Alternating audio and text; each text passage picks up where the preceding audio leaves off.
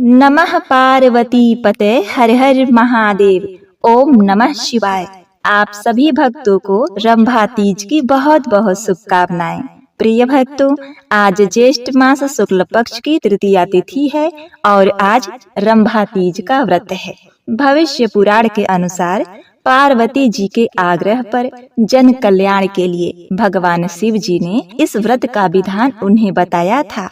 वर्ष भर की तृतीया तिथि पर किया जाने वाला यह व्रत सभी पापों व रोगों का नाश कर सुख व सौभाग्य बढ़ाता है और महिलाएं गणेश जी जैसे बुद्धिमान संतान और अखंड सुहाग की प्राप्ति के लिए यह व्रत करती हैं तथा वहीं कुंवारी कन्याएं मन चाहा जीवन साथी पाने के लिए और जो भी भक्तगण व्रत नहीं कर पाते उन्हें भी बड़ी श्रद्धा तथा प्रसन्न चित्त मन से इस दिन लक्ष्मी जी सहित माँ पार्वती का ध्यान करते हुए इस कथा को सुनने या पढ़ने मात्र से सौभाग्य और धन धान में बढ़ोतरी होती है।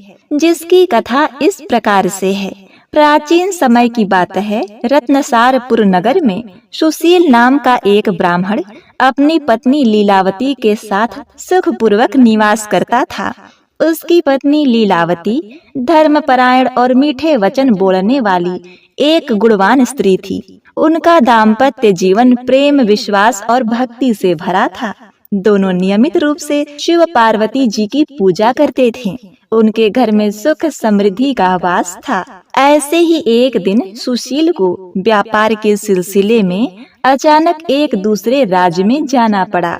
वह अपनी पत्नी को छोड़कर जाना नहीं चाहता था, लेकिन यह अवसर उसके व्यापार के लिए बहुत ही महत्वपूर्ण था।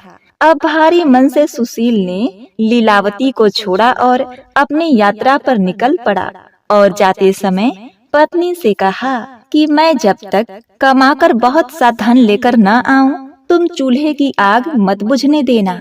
अब पति के जाने के बाद लीलावती का हंसता खेलता जीवन सूना हो गया। दिन रात वह सुशील की कुशल वापसी की कामना करती थी। उसका मन बेचैन रहता था। खाने पीने का मन नहीं करता। नींद आंखों से कोसों दूर थी। यहाँ तक कि बेचारी घर में अकेली रहती थी। उसके सास ससुर की मृत्यु बहुत पहले हो चुकी थी।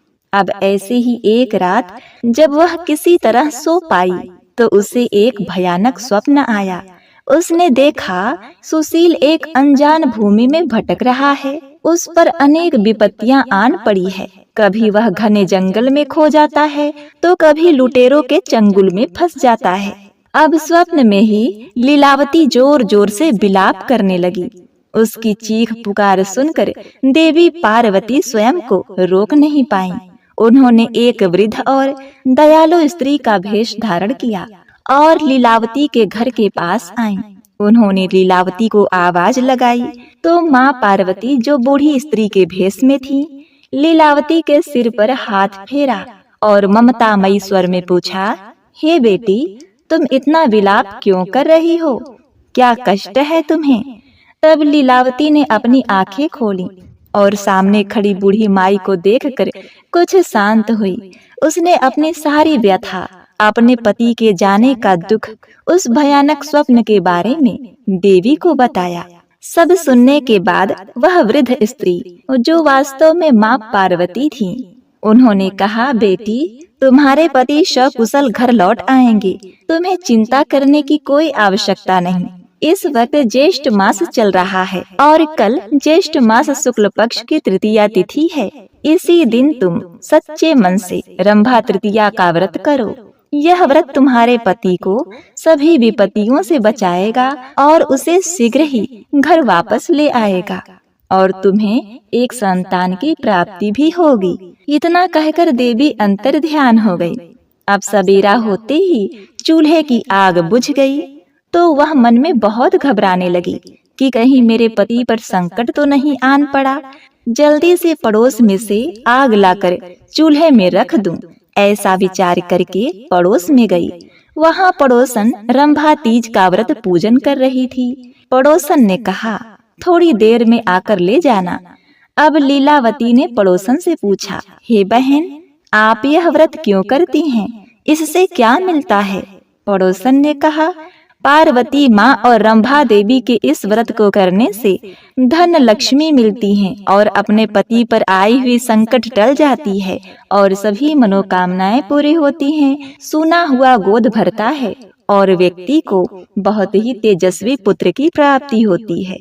प्रिय भक्तों, अपने पड़ोसन के मुख से ऐसी बातें सुनकर उसे रात की बातें याद आ गई, जब माँ पार्वती उसके पास आई हुई थी। अब उसने भी उसी दिन रंभा तीज का व्रत किया। चौकी पर लाल कपड़ा बिछाकर रंभा देवी की प्रतिमा या चित्र स्थापित किया। दूसरे पटरे पर पीला कपड़ा बिछाकर भगवान शिव जी और माँ पार्वती का चित्र स्थापित किया। फल फूल नैवेद्य दीपक 16 श्रृंगार की सामग्री चढ़ाकर पूजा और प्रसाद आस पड़ोस में बांटी। ऐसा करते करते उसे बहुत दिन हो गए। इधर सुशील जिस दूसरे देश में गया था, वहाँ उसकी यात्रा उम्मीद से कहीं अधिक कठिन साबित हुई। वह रास्ता भटक गया और एक ऐसे सुनसान रेगिस्तान में पहुँच गया जहाँ मीलों तक कोई इंसान नहीं था। उसे लगा कि उसका अंत निकट है। तभी एक आंधी आई और उसे एक प्राचीन मंदिर के पार ले गई। उस मंदिर में एक तपस्वी महात्मा रहते थे। महात्मा ने सुशील को देखा और उसे अपनी शरण दी। सुशील ने महात्मा को अपनी सारी कथा सुनाई। महात्मा ने अपनी दिव्य दृष्टि से देखा कि सुशील पर कई संकट आने वाले हैं। उन्होंने सुशील को कुछ मंत्र दिए और बताया कि हे पुत्र, यह मंत्र उसे हर संकट से बचाएगा। अब सुशील ने महात्मा के कहे अनुसार उस मंत्र का जाप करना शुरू कर दिया। अब कुछ ही दिनों बाद यात्रा करने के पश्चात उसे कुछ लुटेरों ने घेर लिया। लुटेरे उसे लूटने के इरादे से आए थे, लेकिन सुशील ने निडरता से उस मंत्र का उच्चारण किया। मंत्रों के प्रभाव से लुटेरों का मन बदल गया और उन्होंने सुशील को न केवल छोड़ दिया बल्कि उसे गुप्त खजाने का रास्ता भी बता दिया। सुशील को वहां से काफी धन संपदा मिली। अभी सुशील अपनी अगली मंजिल तक पहुंच भी नहीं पाया था कि एक और विपत्ति आ गई। अब उसे रेगिस्तान पार करने के बाद एक जंगल में खतरनाक जानवरों ने घेर लिया। सुशील ने फिर से उसी मंत्र का जाप किया और आश्चर्यजनक रूप से वह जानवर शांत हो गए और सुशील को रास्ता दिखाने लगे। वह जानवर सुशील को एक ऐसे गांव को ले गए जहां से उसे अपने देश लौटने का मार्ग मिल गया। यह सब देवी पार्वती की कृपा और उसके पत्नी द्वारा सच्चे मन से किया गया रंभा तृतीया व्रत का फल था। उसके प्रेम और विश्वास की शक्ति से सुशील के लिए यह सुरक्षा कवच बन गया था। अब ऐसे ही एक सुरक्षित नगर में पहुंचने के बाद सुशील ने उसी धन से व्यापार शुरू किया और व्यापार खूब चला। व्यापार में वह अपनी पत्नी लीलावती को भी भूल गया। इधर माँ पार्वती ने लीलावती के पति को सपना दिखाया और कहा, हे ब्राह्मण के बेटे, तू जागे कि सोवे? तेरी पत्नी तुझे बहुत याद करती है। घर जाकर उसकी चिंता मिटा। तू सवेरे शिव मंदिर जाकर दर्शन कर। उसके बाद तेरे व्यापार का सारा लेन देन चुकता हो जाएगा। अब तो माँ पार्वती ने जैसे कहा था उसने वैसा ही किया। उसने घर जाने की तैयारी की और गाड़ी भर के धन दौलत लेकर चल दिया। अब रास्ते में उसे एक बड़ा काला नाग फन फैलाए बैठा हुआ दिखाई देने लगा और कहने लगा, आज मैं तुझे डसूंगा, आज मैं तुझे नहीं छोड़ूंगा, मैं तेरा काल हूँ, आज तेरी आयु पूरी हो गई है। तब सुशील ने कहा, माँ पार्वती जी ने मुझे सपने में दर्शन दिया है कि मैं अपने पत्नी से मिल आऊं। वहाँ मेरी पत्नी बहुत चिंता कर रही है, मैं उससे मिलकर जरूर आऊंगा, तब तुम मुझे डस लेना। तो नाग ने कहा, तुम शपथ पूर्वक कहकर जाओ तो मैं तुम्हें जाने दूंगा, परंतु लौटकर नहीं आए तो तुम्हारे घर आकर मैं तुम्हें डसूंगा। इस प्रकार सर्प को वचन देकर वह अपने घर पहुंचा। वहाँ सभी से हंसी खुशी से मिला और भोजन करके उदास होकर बैठ गया। तो उसकी पत्नी ने उदास होने का कारण पूछा। पति ने काले नाग वाली बात बताते हुए कहा, हे लीलावती, यदि मैं उसके पास नहीं जाऊंगा तो वह घर आकर ही मुझे डस लेगा। पत्नी लीलावती बहुत चतुर थी। उसने कहा, हे स्वामी, आप घबराओ नहीं, लेट जाओ, आराम करो, मैं एक उपाय करती हूँ। लीलावती ने कमरे के 7 सीढ़ियों को धोया। पहली सीढ़ी पर रेत, दूसरी सीढ़ी पर इत्र, तीसरे पर गुलाब फूल, चौथी पर कूस फूस, 5वीं पर लड्डू पेड़ा, 6वीं पर गादी गलीचा और 7वीं पर दूध का कटोरा भरकर रख दिया। इस प्रकार वह 7 सीढ़ी सजाकर बैठ गई। अब आधी रात होते ही नाग आकर पहली सीढ़ी पर चढ़ने लगा। पहली सीढ़ी पर रेत में लौट गया और कहने लगा कि ब्राह्मण की पत्नी ने आराम तो बहुत दिया, पर वचन से बंधकर आया हूँ, सो डसूंगा अवश्य ही। इस प्रकार 7 सीढ़ियों पर नाग आराम करता हुआ कहता हुआ कि डसूंगा जरूर, जैसे ही कमरे में जाने वाला था, तभी माँ पार्वती विचार करने लगी कि मैं इसे नहीं बचाऊंगी तो संसार में धर्म कर्म और पूजा व्रत कौन करेगा। अब तो श्री गणेश जी, माँ पार्वती, शंकर जी ने और रंभा देवी ने उसे बचाने का विचार किया और इधर माँ पार्वती ढाल बनी। गणेश जी ने तलवार लेकर नाग को डराकर भगा दिया और फिर शिव जी ने उसे अखंड सौभाग्यवती होने का आशीष दिया। अब इधर लीलावती बहुत थकी हारी सो गई। सुबह हुई तो लीलावती ने 7 सीढ़ियों पर जो कुछ देखा तो बहुत घबरा गई और अपने पति को आवाज लगाई। तब उसकी आवाज सुनकर उसका पति घर से बाहर आया। उसने अपने पति को सकुशल सुरक्षित देखा तो माँ पार्वती को हृदय से धन्यवाद किया और कहा, आज तो धर्म कर्म ही आड़े आए। कहा जाता है कि जिस प्रकार इस व्रत के फल स्वरूप लीलावती का पति घर वापस लौट आया और उसकी उम्र लंबी हुई, उसी प्रकार जो भी महिला रंभा तृतीया का यह व्रत सच्चे निष्ठा और भक्ति से रखती हैं, उनके जीवन साथी पर कभी कोई अनुचित घटना नहीं घटती। यह व्रत पति की लंबी आयु, सुख, समृद्धि और सुरक्षा निश्चित करता है और उनके दाम्पत्य जीवन में सदा खुशियां बनाए रखता है। उज्जैन नगरी को महादेव की नगरी माना जाता है। उज्जैन में मौजूद अपसरेश्वर शिवलिंग को महादेव का 17वां स्थान माना जाता है। इस स्थान पर ही अप्सरा रंभा की मनोकामना पूरी हुई थी। अप्सरा रंभा के नाम पर ही इस स्थान का नाम अपसरेश्वर महादेव पड़ा। अपसरेश्वर महादेव का दर्शन करने से मनुष्य की सभी मनोकामनाएं पूर्ण हो जाती हैं। अपसरेश्वर महादेव को स्पर्श करने से मनुष्य को राज सुख मिलता है तथा मृत्यु के पश्चात मोक्ष की प्राप्ति होती है। एक समय की बात है जब इंद्रदेव नंदनवन में विराजमान थे। अप्सरा रंभा नृत्य करके इंद्रदेव का मनोरंजन कर रही थी। अचानक ध्यान भंग होने की वजह से रंभा के नृत्य में बाधा आ गई, जिसे देखकर इंद्रदेव को बहुत क्रोध आया और उन्होंने अप्सरा रंभा को यह श्राप दे दिया कि वह रूपहीन होकर मृत्यु लोक में निवास करे। इंद्रदेव का श्राप मिलने के पश्चात रंभा पृथ्वी पर गिर गई और रोने लगी। तब अप्सरा रंभा की सभी सखियां वहां आई और उसी समय वहां से नारद मुनि गुजर रहे थे। जब उन्हें रंभा से सारी बातें पता चली, तब उन्होंने रंभा से कहा कि तुम महाकाल बन जाओ, वहां पर तुम्हें मनोकामना पूर्ण करने वाला एक शिवलिंग मिलेगा। उस शिवलिंग की पूजा आराधना करने से तुम्हें फिर से स्वर्गलोक की प्राप्ति होगी।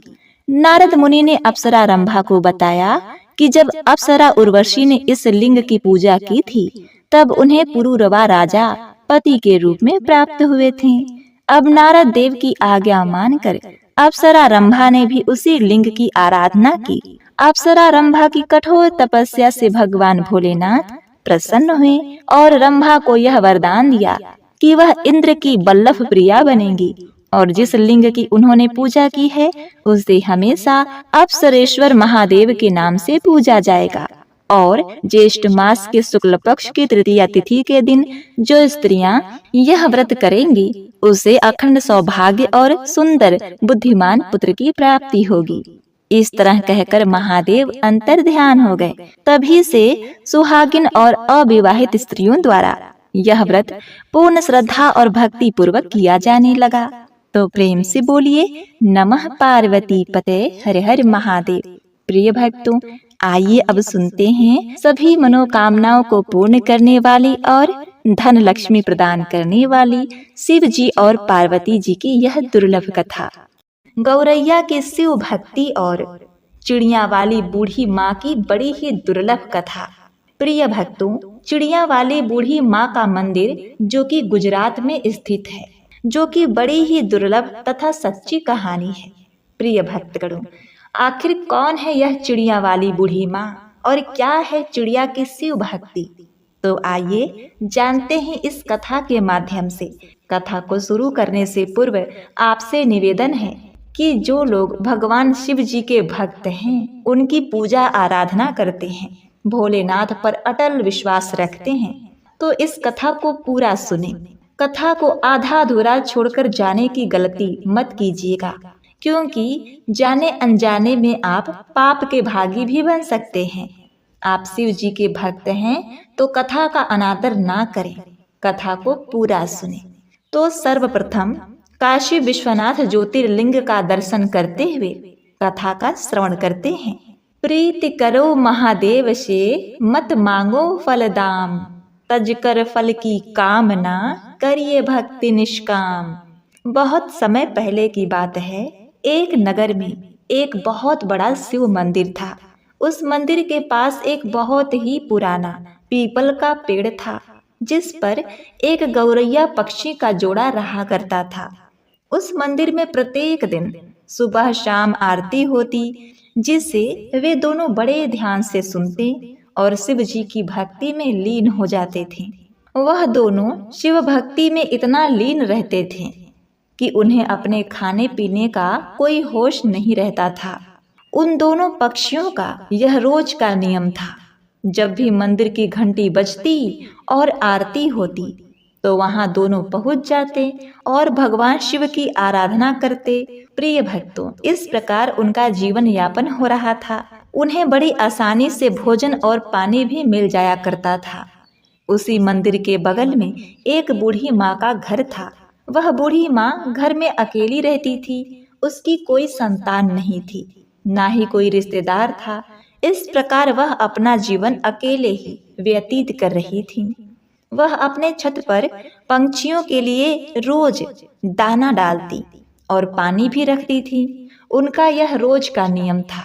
वे दोनों पक्षी जो रोज उनकी छत पर आते और रखे हुए दाने को चुगते और पानी पीते, फिर उसमें से अपने बच्चों के लिए दाना ले जाते।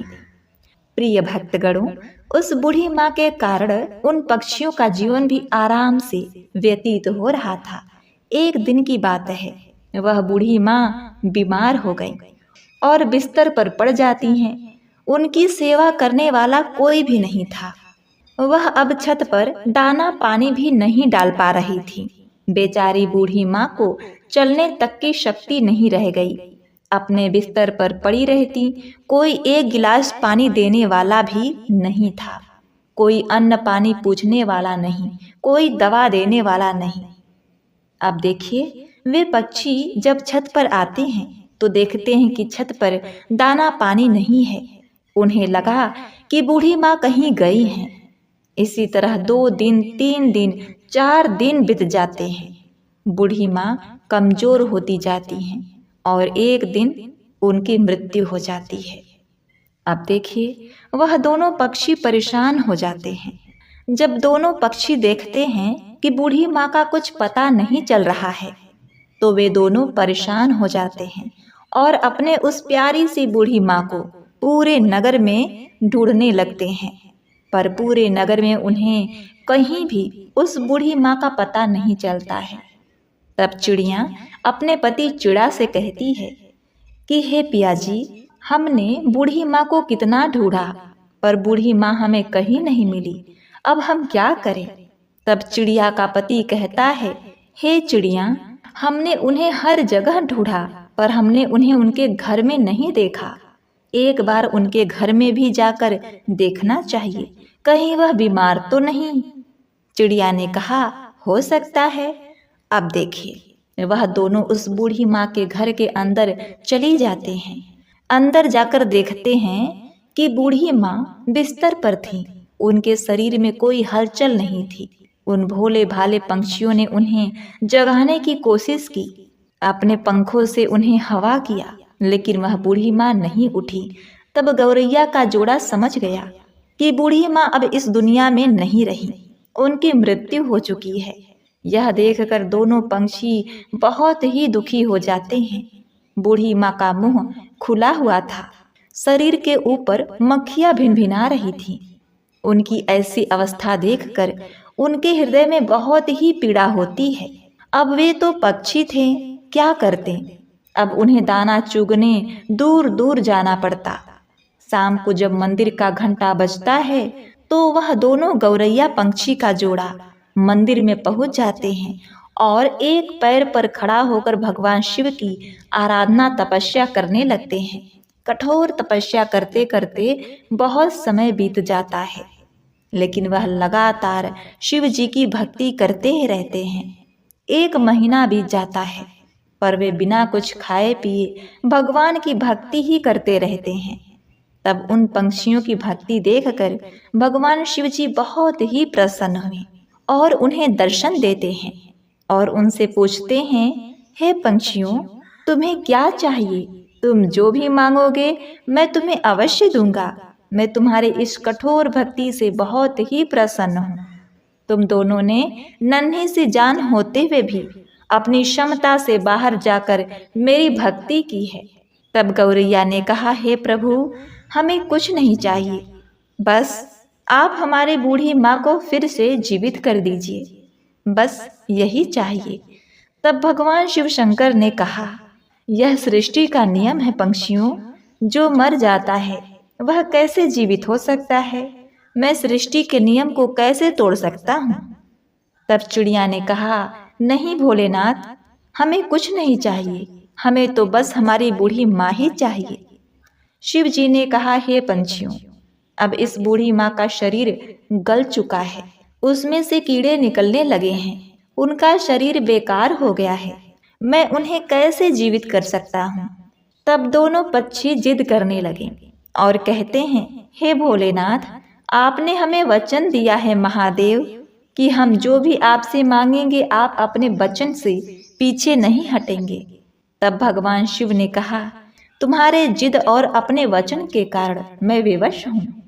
तब शिव जी ने बूढ़ी माँ के शरीर को ठीक किया और फिर उसमें प्राण डाल दिए। बूढ़ी माँ फिर से जीवित हो गई। दोनों पंछी बूढ़ी माँ को अपने सामने देखकर बहुत ही प्रसन्न होते हैं। तभी बूढ़ी माँ अपने सामने, अपने समक्ष भोले शंकर को देखती हैं तो कहती हैं, हे नाथ, हे प्रभु, आपके दर्शन पाकर मेरे सभी जन्मों के पाप धुल गए।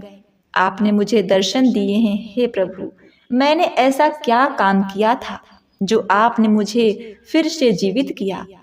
तब भगवान शिव शंकर ने कहा कि मैंने तुम्हें तुम्हारे कर्मों के कारण जीवित नहीं किया है, बल्कि इन 2 पंछियों के कारण जीवित किया है। इन दोनों गौरैया पक्षी के जोड़ों ने एक पैर पर खड़े होकर मेरी आराधना की। मैंने उन्हें आशीर्वाद दिया है और उन्हीं की वजह से तुम आज जीवित हो। यह पक्षी वही हैं जो तुम्हारी छत पर दाना चुगते हैं और पानी पीते हैं। सच जानकर बूढ़ी माँ को बहुत ही आश्चर्य हुआ। तब उसने भगवान शिव को प्रणाम किया और भगवान शिव ने कहा कि तुम्हारी भक्ति, इन पक्षियों के प्रति प्रेम और अन्नदान करने से मैं बहुत ही प्रसन्न हूँ। मैं तुम्हें आशीर्वाद देता हूँ कि तुम असाध्य से भी असाध्य रोग दूर कर सकती हो। तुम्हारे पास जो भी कोई आएगा उसकी सभी मनोकामनाएं पूर्ण होगी।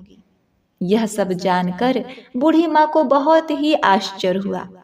तब उसने भगवान शिव को प्रणाम किया और फिर भगवान शिव वहां से अंतर ध्यान हो गए। फिर वह बूढ़ी माँ अपने छत पर दाना और पानी रखने लगी।